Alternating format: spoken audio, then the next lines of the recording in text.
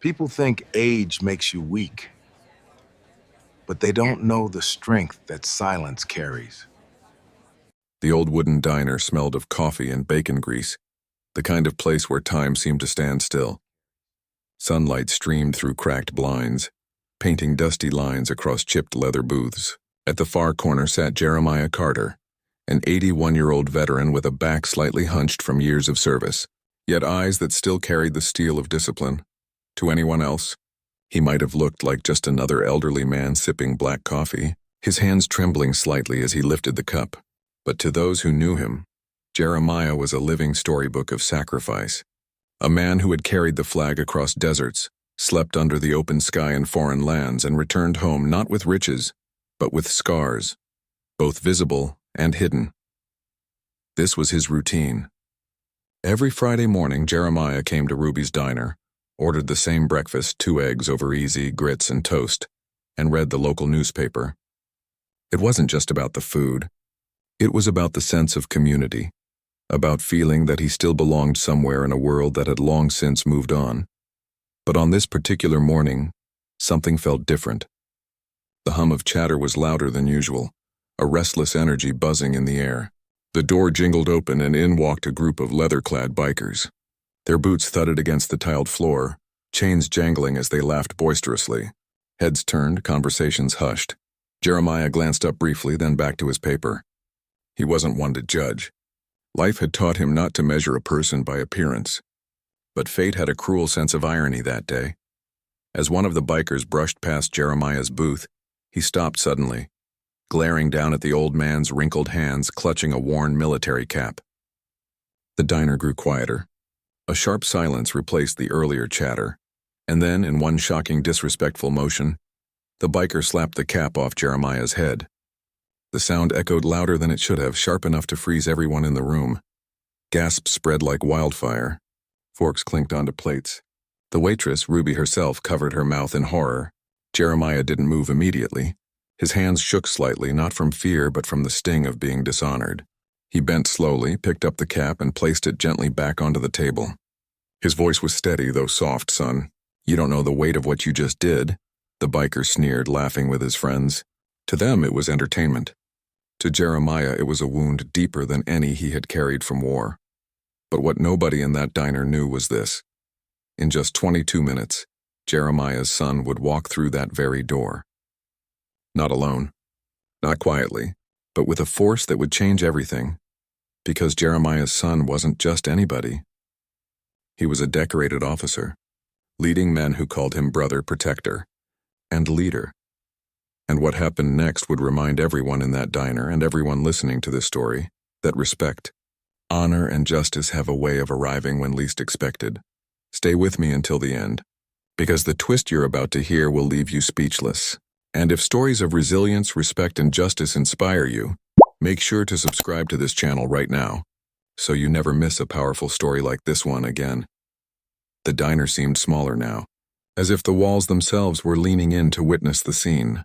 The biker who had slapped Jeremiah's cap smirked with satisfaction, a cruel glimmer in his eyes. His name was Vince Dalton, a man in his late 30s with a towering frame, tattooed arms, and a presence that demanded attention in the worst way possible. Vince wasn't new to the area.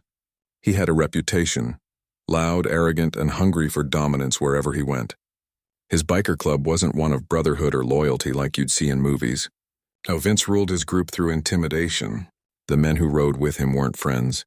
They were followers, too afraid to cross him, too weak to walk away. "Look at him," Vince chuckled, pointing at Jeremiah. "Old man can barely hold his coffee, but he wants us to believe he fought wars." "Please." Laughter erupted from the other bikers, though it was nervous, hesitant. Deep down, even they knew there was something wrong about mocking an elderly veteran. But Vince's charisma thrived on cruelty. He loved pushing people into uncomfortable silence, watching them squirm. Jeremiah remained calm, his eyes fixed on the table. He had faced dictators, ruthless enemies, and the harshest of landscapes. Vince Dalton was nothing more than noise compared to the storms he had survived. Yet Vince misread Jeremiah's composure as weakness, and that only fueled his arrogance, you know what I think? Vince said loudly, making sure the entire diner heard him. "I think people like him wear these caps just to beg for free respect.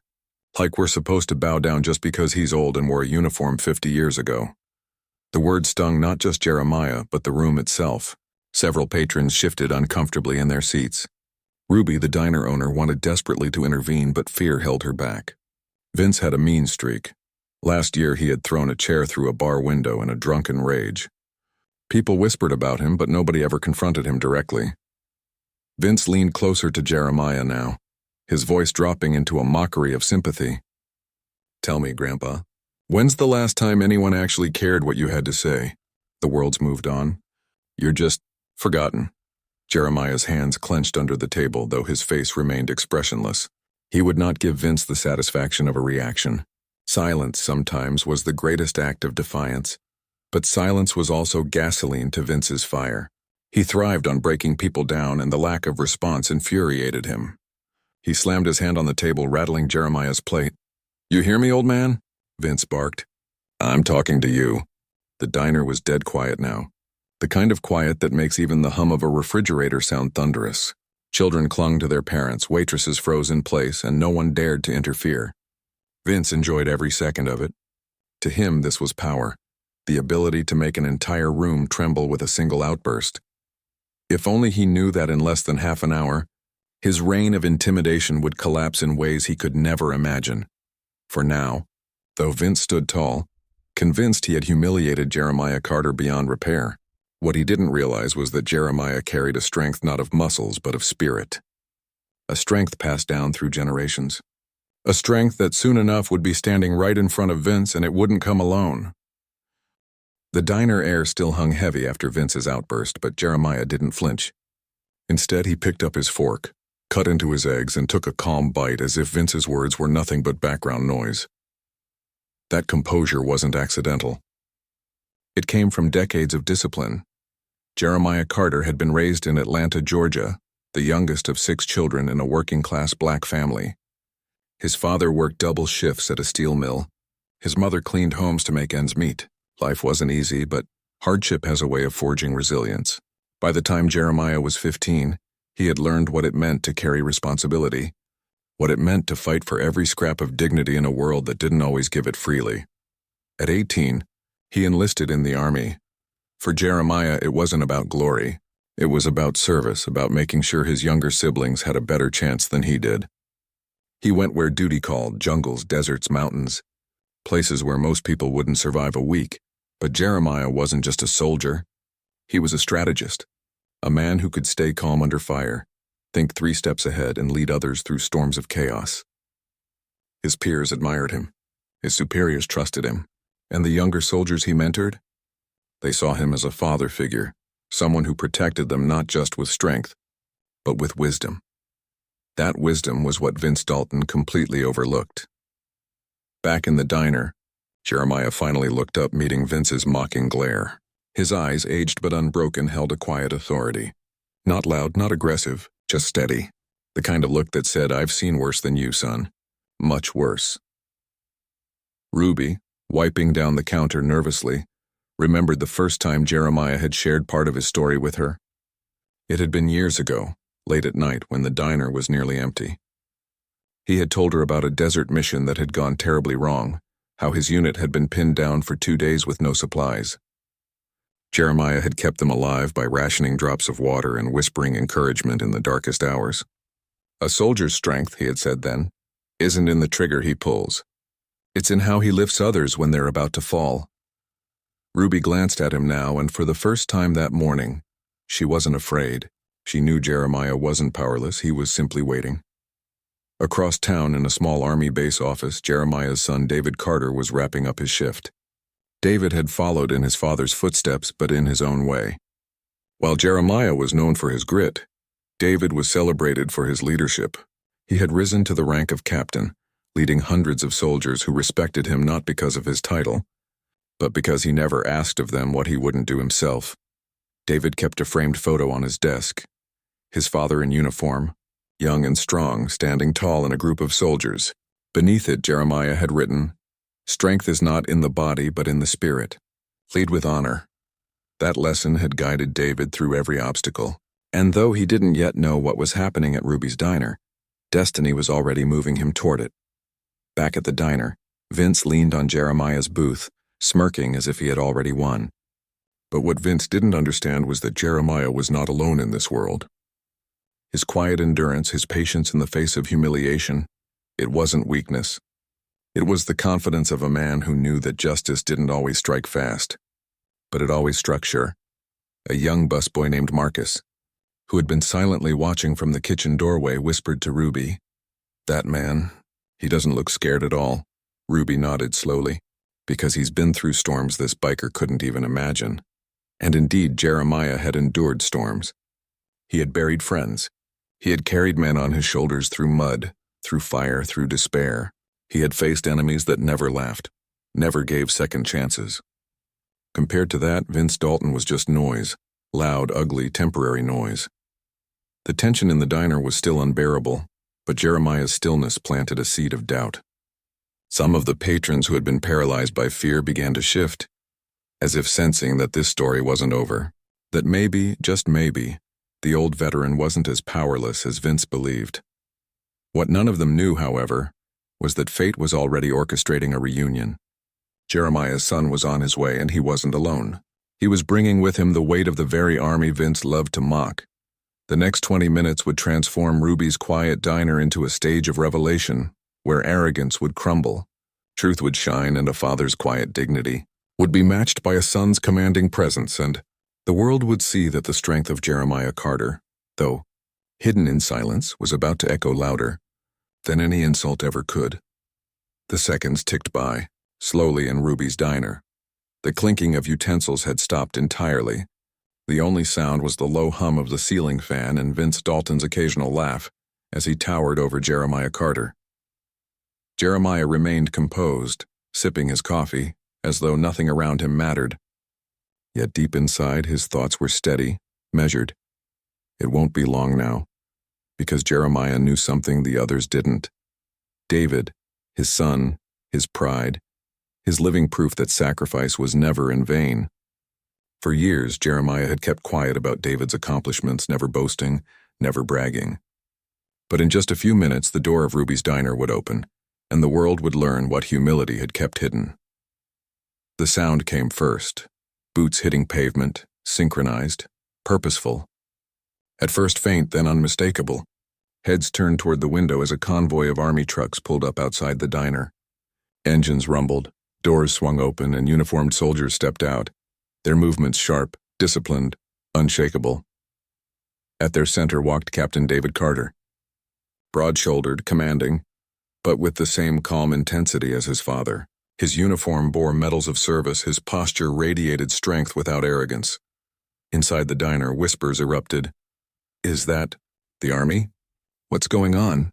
Wait, are they here?" For him, Vince blinked, his smirk faltering for the first time as the door jingled open.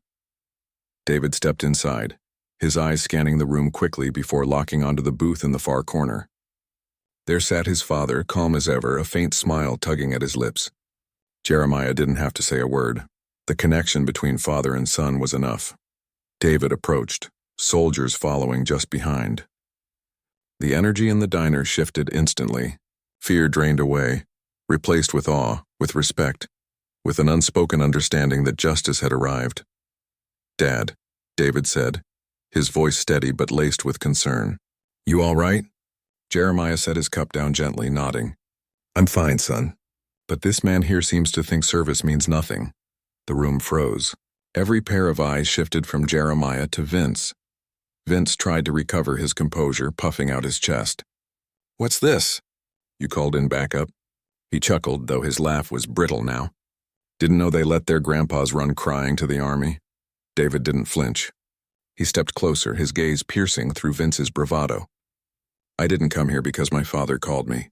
I came here because disrespect like this doesn't go unnoticed." The soldiers behind him stood silently, their presence alone more powerful than any words. Their uniforms weren't just fabric, they were symbols of sacrifice, honor, unity. Symbols Vince had mocked without understanding. Vince tried to laugh again, but it didn't land. The room wasn't with him anymore. No chuckles followed.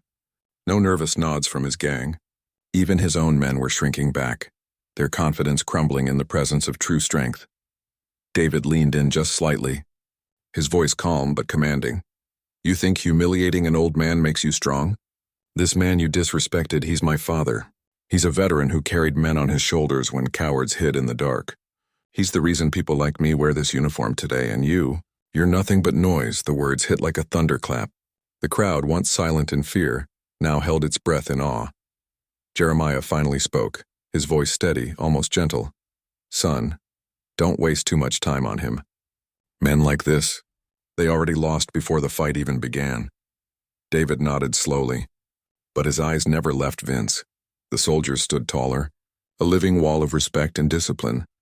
And then something extraordinary happened. One by one, the patrons of the diner began to rise from their seats. Not in aggression, not in anger, but in solidarity.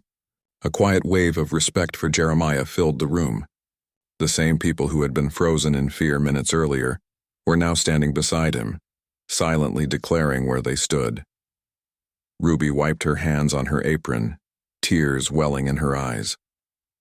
"Mr. Carter, you've been eating here for years. I should have stood up sooner." "I'm sorry," Jeremiah smiled faintly, shaking his head. "You stood up when it mattered." The atmosphere had flipped completely. Vince, who had entered the diner with dominance, now found himself isolated, outnumbered not just in bodies but in spirit. His arrogance, once so loud, now looked pitiful under the weight of true honor. David turned to his soldiers and gave a single nod. Without a word, they shifted in perfect unison, a small demonstration of discipline and unity. The synchronized movement sent a clear message. This was what strength really looked like. Not chaos, not intimidation, but order, respect, and loyalty. The effect was stunning. Even those who had never been near a military base could feel the gravity of it. This was a living example of what Jeremiah had instilled, not just in his son, but in countless men and women who carried the torch of service. Vince swallowed hard, his earlier bravado cracking. His hands fidgeted, his words faltering. "Yeah, well, so what? Doesn't mean I owe him anything." David stepped closer, his voice low but powerful. "You don't owe him, but you owe yourself the truth. And the truth is, you'll never know real strength until you learn respect." In that moment, the diner wasn't just a place to eat. It had become a classroom, a courtroom, a stage where arrogance and humility were on full display. Everyone watching knew they were witnessing more than just a confrontation. They were witnessing a lesson. Jeremiah leaned back in his seat, his cap now resting firmly on his head, his dignity untouched. He didn't need to fight. He didn't need to raise his voice. His son, his legacy, stood tall in front of him, proving with every word and every step that Jeremiah's life of service had not been forgotten. The climax wasn't in punches thrown or violence unleashed. It was in the silence, the stares, the overwhelming realization that Vince Dalton had no power left. But the story wasn't finished yet. Because in just a few moments a revelation would surface, one that would shake Vince, the diner, and even the audience to the core. The diner was already transformed. What had begun as a stage for humiliation had become a sanctuary of respect. Jeremiah sat calmly, David stood like a wall of honor, and Vince Dalton, once the loudest in the room, now seemed smaller than ever. But the story had one more card to play. David turned toward the soldiers standing behind him. With a subtle hand signal, one of them stepped forward carrying a folded packet wrapped in a protective sleeve. David took it carefully and placed it on the table in front of his father. Jeremiah looked down, his brows lifting ever so slightly. Ruby leaned closer from behind the counter, curious. The entire diner craned their necks as David unfolded the packet. Inside was a document, official and pristine, embossed with the seal of the United States military. At the top, in bold letters, were the words, "Medal of Honor Citation." Gasps filled the room. Even those who didn't understand military ranks or medals knew this was something extraordinary. The Medal of Honor wasn't just an award. It was the nation's highest recognition of valor, given only to those who had displayed acts of heroism far beyond the call of duty. David's voice carried across the diner as he read, "For conspicuous gallantry and intrepidity at the risk of his life above and beyond the call of duty, Sergeant Jeremiah Carter." Vince's face went pale. The very man he had mocked, the man he thought was forgotten, had been a Medal of Honor recipient all along. Ruby's hand covered her mouth, tears welling. Marcus, the young busboy, whispered, "He's a legend." David continued, his voice strong. "This man led a rescue mission that saved an entire unit pinned down by enemy fire. With no regard for his own life, he carried wounded soldiers to safety, one after another, until he collapsed from exhaustion. And even then, he refused to leave the battlefield until every last man was accounted for." The silence in the diner was thunderous. Every word weighed heavy, reshaping perceptions, rewriting the story in real time. Jeremiah shifted uncomfortably, clearly never wanting such attention. He had lived quietly, humbly, never mentioning the honor even to those who saw him daily. To him, it wasn't about medals. It was about the men he saved, about the brothers who never made it home. But the revelation struck with the force of a hammer. Vince had not just insulted an old man. He had spit on a national hero. David's gaze locked onto Vince again. "You see, my father didn't just serve. He didn't just wear the uniform. He embodied it. He is the reason soldiers like us stand tall today. And you thought you could break him with a slap and some cheap words?" Vince opened his mouth, but nothing came out. The man who had strutted into the diner like a king was now trembling, stripped of his false power. Jeremiah spoke softly, breaking the tension. "Respect isn't demanded, son. It's earned. But the sad truth is, some men never learn how to earn it." The words landed harder than any punch could. Then, as if on cue, one of the soldiers behind David stepped forward, saluting Jeremiah. Another followed, and another. Soon, the entire unit inside the diner was standing at attention, saluting the veteran who had once carried the weight of their legacy. The diners joined in their own way. Some stood with hands over their hearts, others bowed their heads. Ruby whispered through tears, "Mr. Carter, we had no idea." Jeremiah placed a weathered hand over his cap, his voice low but steady. "I never wanted anyone to know.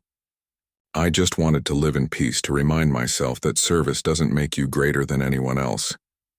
But it does mean you never stop standing for what's right." The revelation was complete. Jeremiah Carter, the quiet man in the corner booth, was not just a veteran. He was a Medal of Honor hero. And the diner that once held silence born of fear now overflowed with silence born of reverence, and for Vince Dalton. This was only the beginning of his downfall. Vince Dalton stood frozen, his swagger gone, his smirk erased. The silence in Ruby's diner wasn't for him anymore. It was against him. Moments earlier, he had been the loudest man in the room, mocking an old veteran to entertain himself and his gang. Now, his laughter seemed like a ghost of shame echoing in his own ears. The bikers who had come in with him shifted nervously, avoiding his eyes. One of them muttered under his breath, "Man, I didn't sign up for this."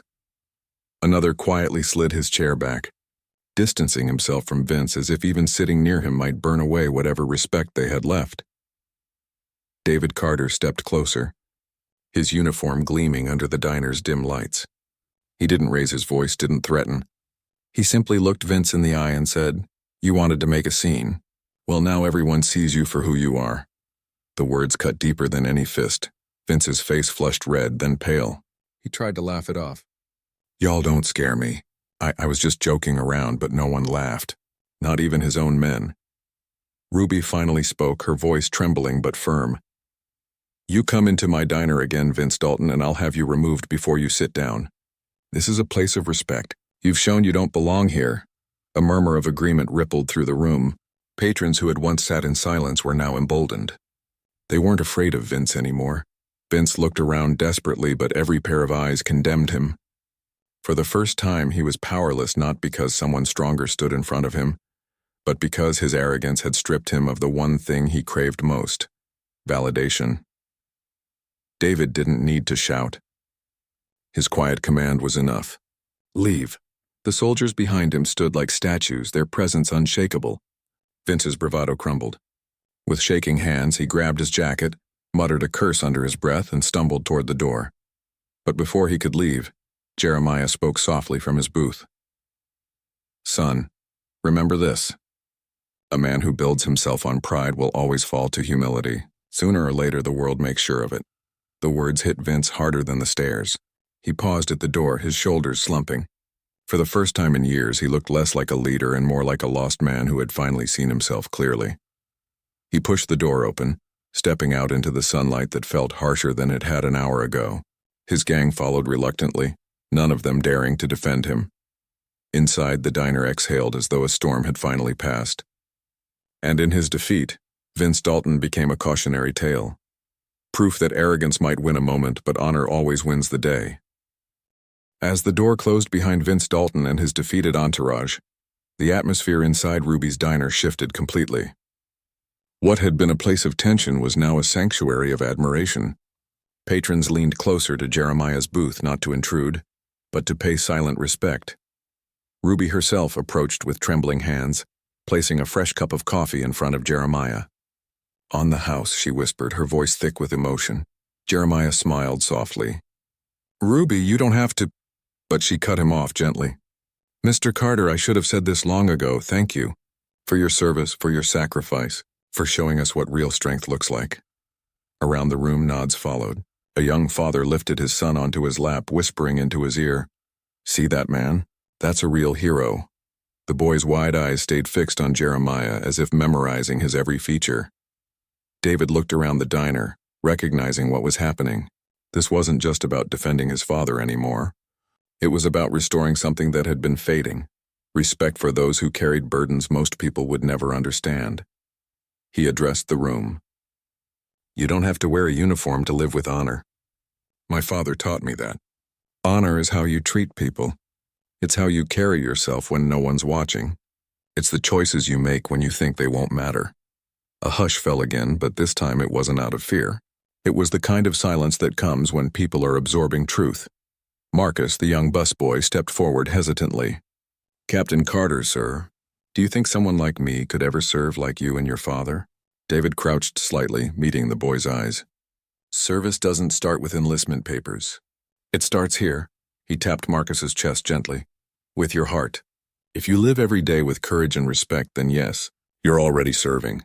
The boy's face lit up, and his mother's eyes filled with tears.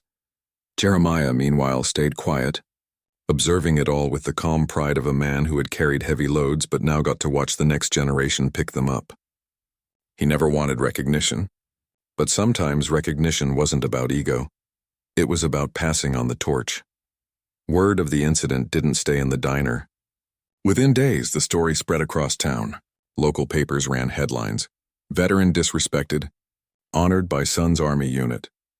Community leaders began speaking about Jeremiah, not just as a war hero, but as a symbol of dignity.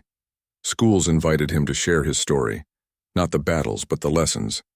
"Courage," he told the children, "isn't standing tall because you're strong. It's standing tall even when you feel weak."